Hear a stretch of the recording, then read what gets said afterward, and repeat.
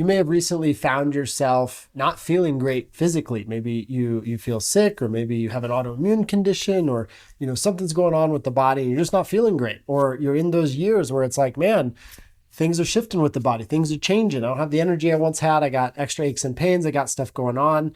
And you might notice that you're in conflict with, how do I feel good even though the body is not in a great position? Like, how do I be happy? How do I know joy? How can I find peace? How can I be expected to be emotionally vibrant despite the condition of the body? And the reality is, it's the first step to being vibrant emotionally, regardless of the condition in the body, is the decision to do so, and to make the delineation that sensations in the body are separate from emotions that you may be feeling. That these are two distinct and different realities, or at least they can be. I can have, back pain. I can, I can have the flu. I can have an autoimmune condition. I can have all these ailments going on with the body, but my psychology, my mindset can still give me access to fulfillment or joy or peace or happiness or love and connection. I don't have to be defined by the sensations in the body. So the first step is the decision to not be defined by whatever sensations or condition in the body exists. Now, I'm not saying that it's not more challenging to feel peaceful or joyful or happy when the body is struggling. Like, it is a lot easier to feel good emotionally when the body also feels good, for sure. But emotional resilience is a skill, is a capacity that anybody can train if they choose to do it, if they're willing to develop the ability. And the byproduct of emotional resilience is a much more fulfilled life, but also an edge on being able to create the results and the outcomes that you want to create in your life that a lot of people don't possess or have, especially today. And so emotional resilience is simply, man, can I feel good emotionally despite challenges that I'm facing? And, sometimes it can even be helpful to recall or remember or go, look somebody up, which is not hard to do today, whom is, facing far greater physical challenges than you or I, and yet they still have this great attitude. They're clearly joyful. They're inspired. They're showing up joyful every day.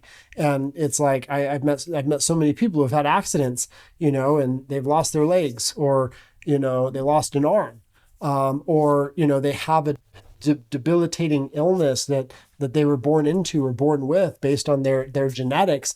And it's like they struggle with things that the average person does not struggle with day after day after day. And oftentimes it even shortens the span of their life. And they know, man, I've only got 3 years, whereas other people get to have 30, 40, 50 years from the age in which they are.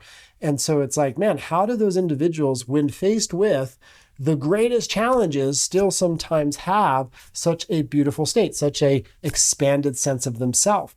And the biggest reason is they despite the challenge they were faced with, they made the decision, I'm going to be joyful despite my current condition. I'm going to be fulfilled. I'm going to be positive. I'm going to be optimistic. I'm going to love the people in my life. I'm going to connect with them despite the physical challenges I may be going through. And so the first step is accepting that it's possible and being willing to commit to doing it. And then from there, start making the distinction. The body feels X. I'm going to choose to be joyful. The body is, in this discomfort.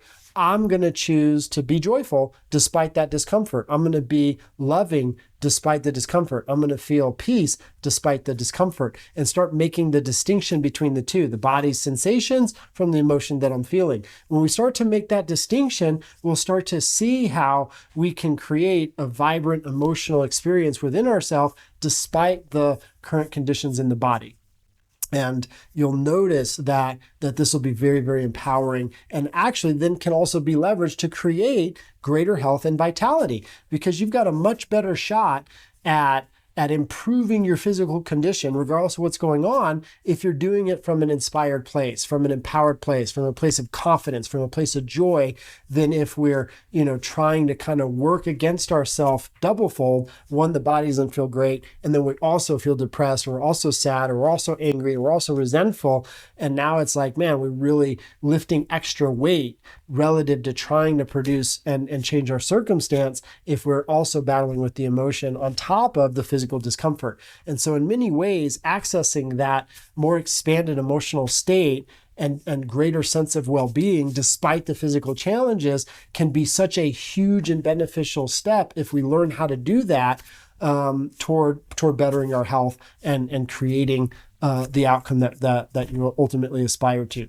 And so if you find yourself get caught there sometimes, like I can't possibly, be emotionally vibrant when my body's not working out for me, when I'm in a lot of discomfort, or there's a lot of struggle going on physically, give yourself permission to shift the way you're relating to the space. And that's going to be such a huge step forward, not just to solving for potentially the physical challenges you have going on, but to make sure that you better the quality of your life today, no matter what happens with the body, you don't miss out on life.